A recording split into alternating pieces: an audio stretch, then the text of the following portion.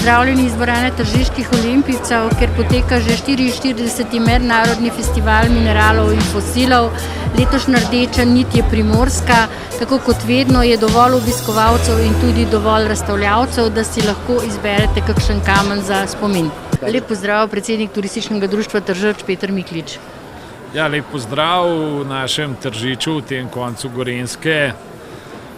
Ena krasna razstava, 44. Minfos poteka, danes je že drugi dan, za nami je en zelo uspešen dan z veliko obiskovalci, razstavljavci, vsa ta bogata pisana druščina tule za mano in moram reči, da imamo en zelo fajn dan za sabo.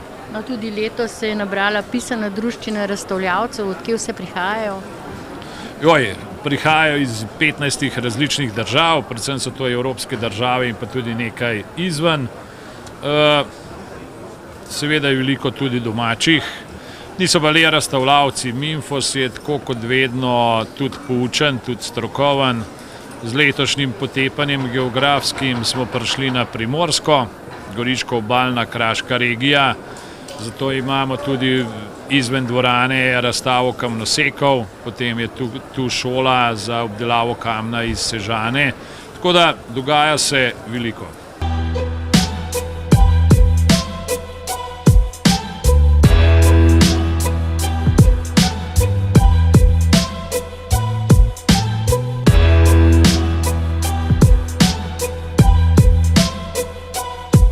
Nuša Šlibar-Nemec, vi prihajate iz podružnične šole Lom pod Storžišem. Vsako leto poteka tukaj delavnica. Kakšna? Res je, vsako leto osnovna šola Tržič ima delavnico oblikovanja z lojevcem. To je kamen, ki je tako mehak, da se ga lahko žaga, noter reže z razne vzorčke, z vijaki, z raznim orodjem. In otroci to radi delajo, radi ustvarjajo tudi s takim orodjem, ki ni vsakdanje, oblikujejo pa najrazličnejše stvari, tudi obeske naredijo, luknjice naredijo kamen, dajo vrvico in imajo potem en lep spomin na Minfos. Se otroci v teh delavnicah menjajo? Tako, nekaj imamo naših učencev, nekaj pa potem prihajajo tudi mimoidoči, ki jih tako ustvarjanje pritegne. Imate dve skupine, mlajše in starejše? Nič nimamo določeno po starosti, pač kdorkoli pride, lahko po svojih zmožnostih ustvarja. Kakšen kamen je tale lojevec? Ta lojevec je kamen, ki, kot sem že rekla, se da oblikovati, ker je mehak, vsebuje tudi magnezij in iz njega, če ga drobijo, dobimo tudi ta prah smukac, ga imenujemo. Se pa pri nas nahaja na območju Pohorja, sicer pa v Sloveniji ne, samo na območju Pohorja. Ga greste potem na Pohorje iskat? Tu nam ga pa organizator priskrbi, tako da nisem čisto prepričana, kje ga dobijo.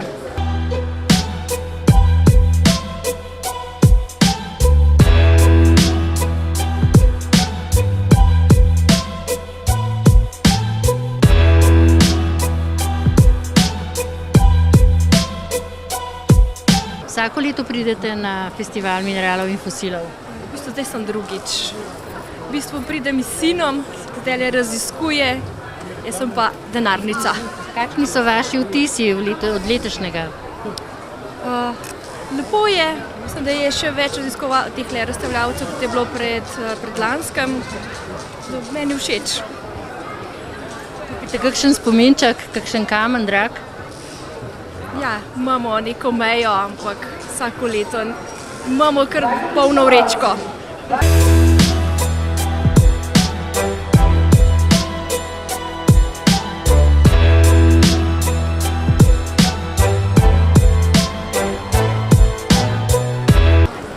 Davorin Preisinger, kdaj ste postali prijatelj društva mineralov in fosilov?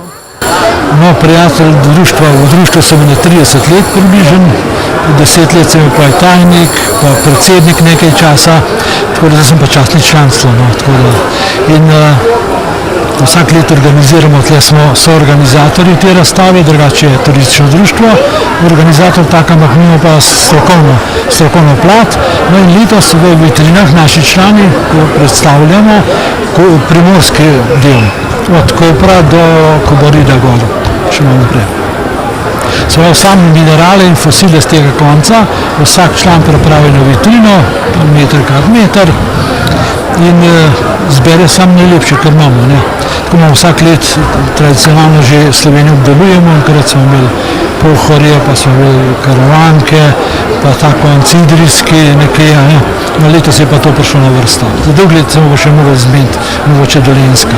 Kako se odločite, mislim, katera regija bo tista, ki bo rdeča nit samega festivala mineralov in fosilov v Tržiču? No, to let prej že določimo.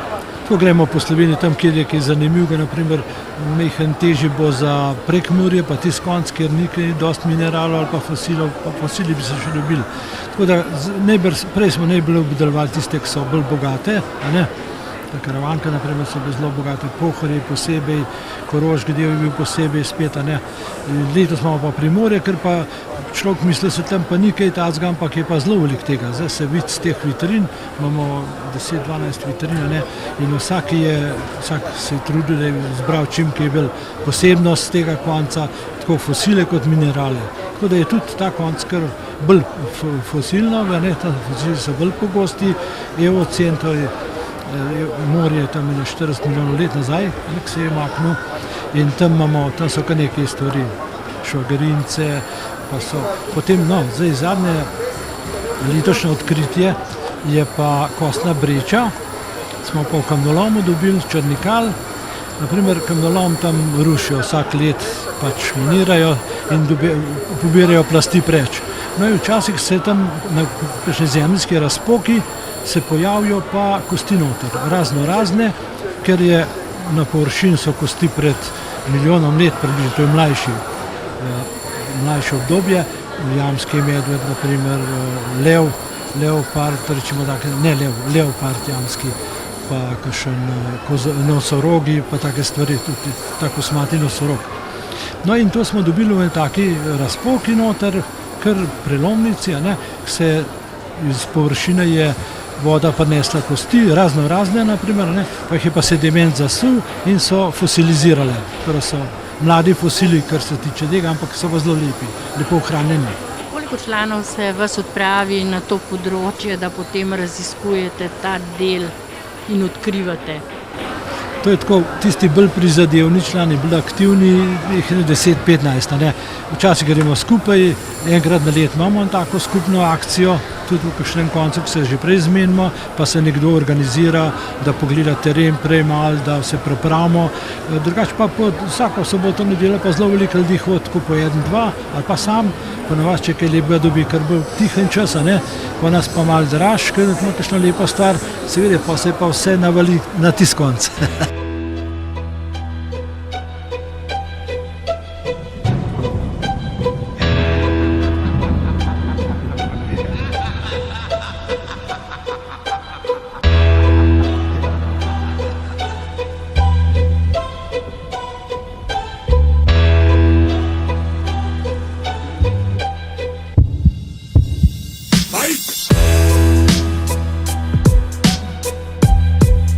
Jaz sem Gašper Jeršek in pomagam pri tej delavnici, ki jo je organiziral Prirodoslovni muzej Slovenije na Mimfosu.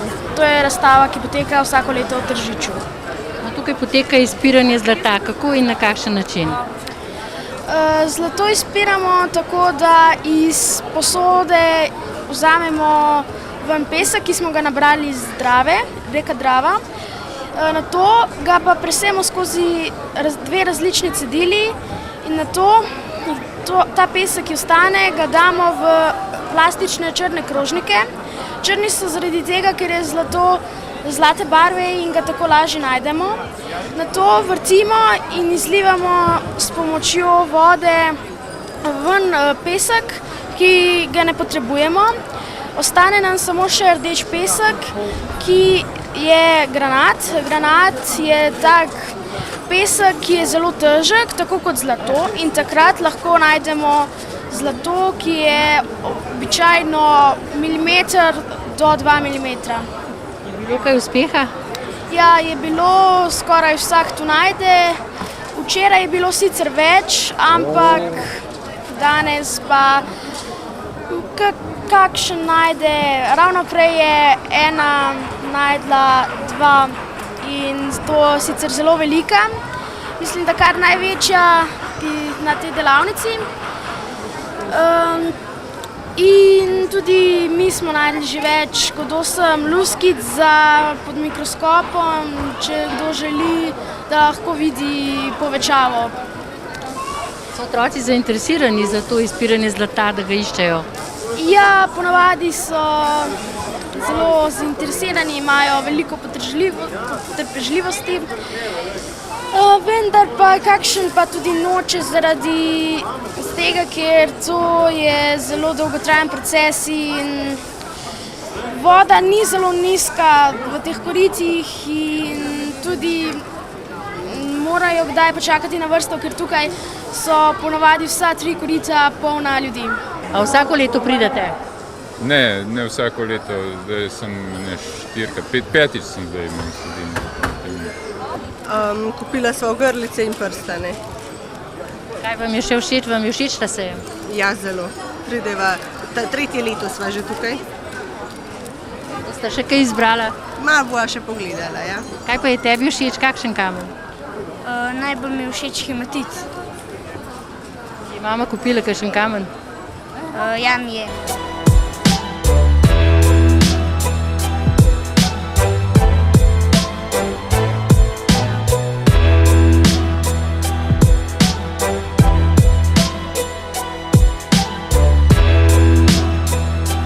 Milan Mandič, vi prihajate iz Tržiča in ste letos prvič na razstavi mineralov in fosilov. Ja, tako je.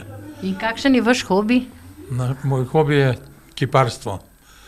In poseben zdaj sem iz lesa prešaltal na kamen, ker kamen se mi zdi še bolj slikovit in res, da je težje za obdelavo, ampak veliko zadovoljstva vam pa da, ko je enkrat izdelek.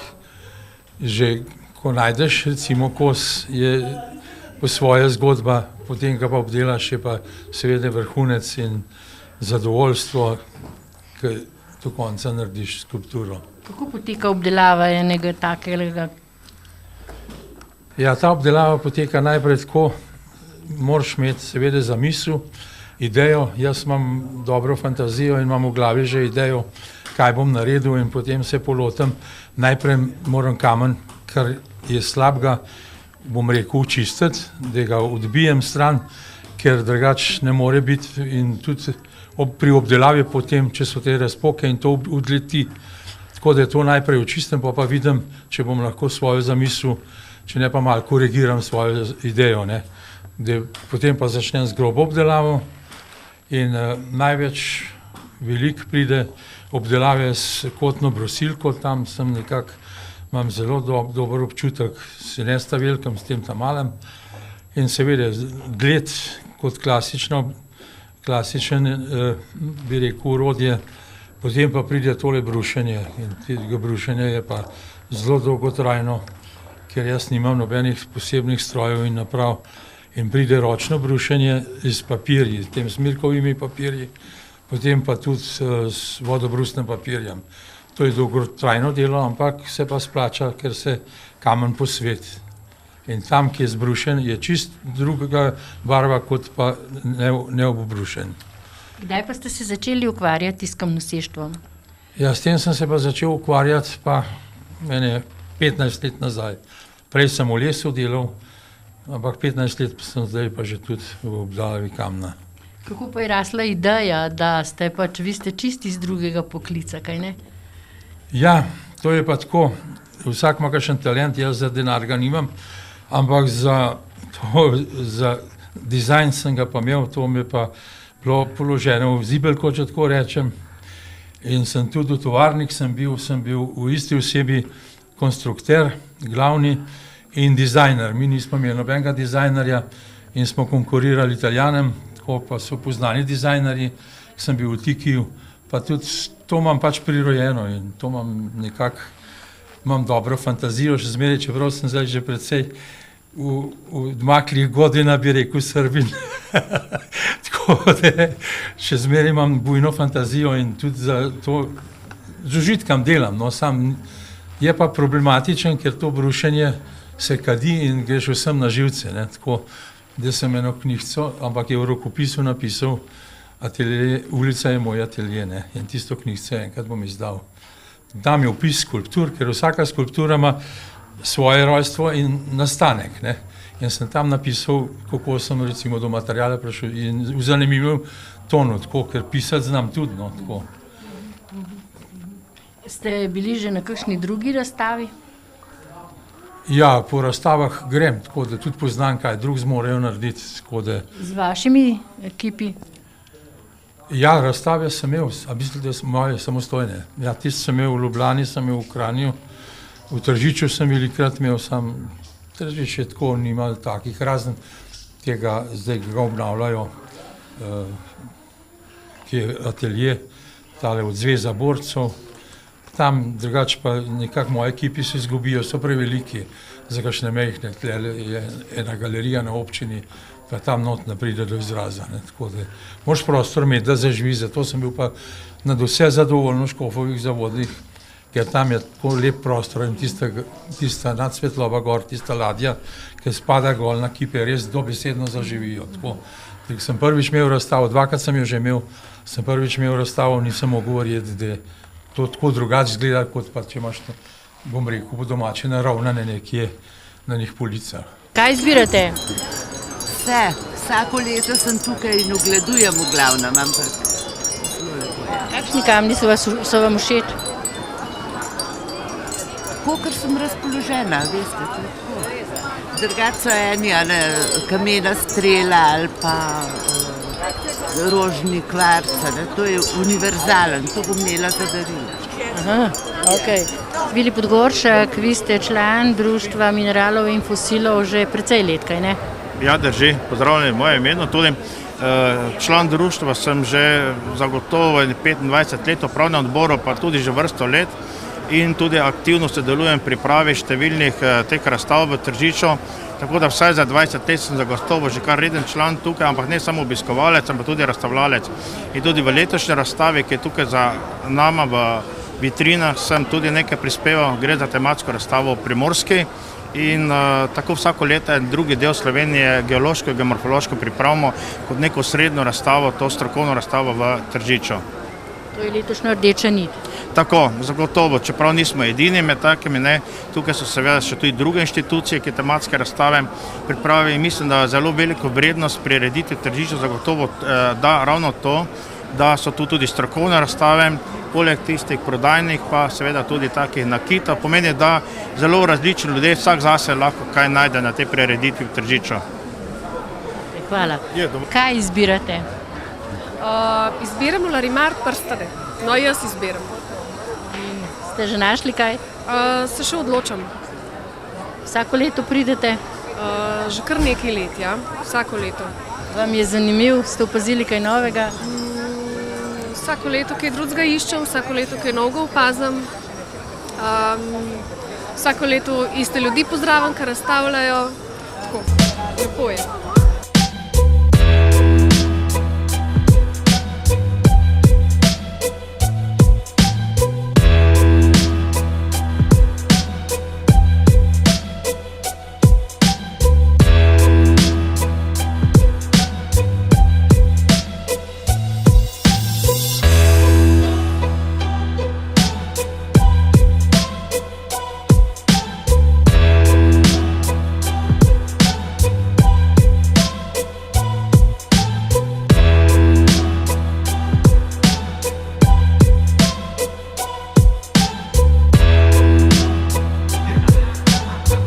Obiskovalci kaj jih najpogosteje zanima, ko prihajajo na festival Mimcosa? Najraje imajo kaj takega, da se sveta, ne, to pač ljudje smo taki, da nas svetleče stvari, da ne rečem ženske, ne še posebej, ampak zbiralci kot taki, za nas so pa tudi kakšne mehne 2, 3, 5 mm stvari zelo zanimive, lahko kakšen mehen kristalček, tudi kakšen del kosti, rečemo, kaj takega, je zelo zanimiv. Seveda, ljudje, te smo pripravili tako, da je kakšen več kos, da lahko vidijo, da je otroci mehen, pokomentirajo starši, oče prebere, pa razlaga včasih, vidiš si, da to je pa to. Hvala lepa. Čeprav prebere, pa je v redu. Kaj iščeta? Ja, malo sam gledala, ja, malo sem prišla pogledat. Ja, in kakšen kamen? To pa ne vem, to bo pa fant povedal. Povej, kakšen kamen naj ti očka kupi? Tizgole. Reč, 2 mi že kupil. 2. Da boš imel za spomine. Ja. Polža, kakšnega. Polža, kakšnega.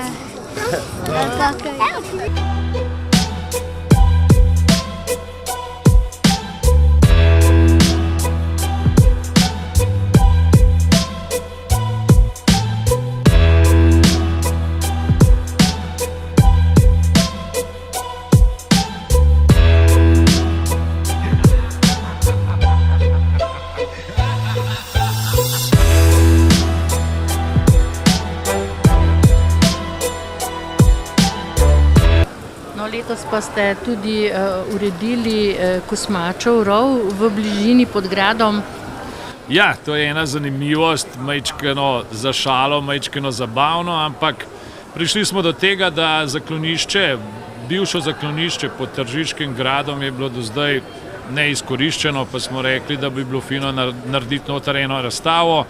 Poimenovali smo ga Kosmačev rov, notri je pa ena zelo zabavna razstava premogovniških škratov iz Slovenije. Letos še v malo skromnejšem obsegu, ampak glede na odziv iz cele Slovenije predvidevamo, da mogoče naslednje leto res beremo vse premogovniške škrate v Tržiču. Kaj si obiskovalci poleg Mimfosa lahko še ogledajo v času festivala? V okviru Mimfosa, tako kot sem poudaril, strokovne, poučne delavnice, tudi predavanja, tudi poudarek na okolju, imamo projekcijo filma o ohranjanju evropskih rek. Seveda je pa Tržač v vsakem času zabaven, splača se ga ogledati tudi staro mestno jedro in pa v okviru Mimfosa vodeni izleti kot vsako leto v Dovžanovo sotesko, to našo enkratno nahajališče fosilov in pa seveda letos je odprt tudi Antonov rov v Podljubelju, tako da kdor si kupi vstopnico za Mimfos, ima plačan prevoz tudi tja. Tu imate vse organizirano? Vse je organizirano, na vsako uro vozijo avtobusi v Dovžanovo sotesko in v Podljubelj, tako da marsikaj je za pogledati.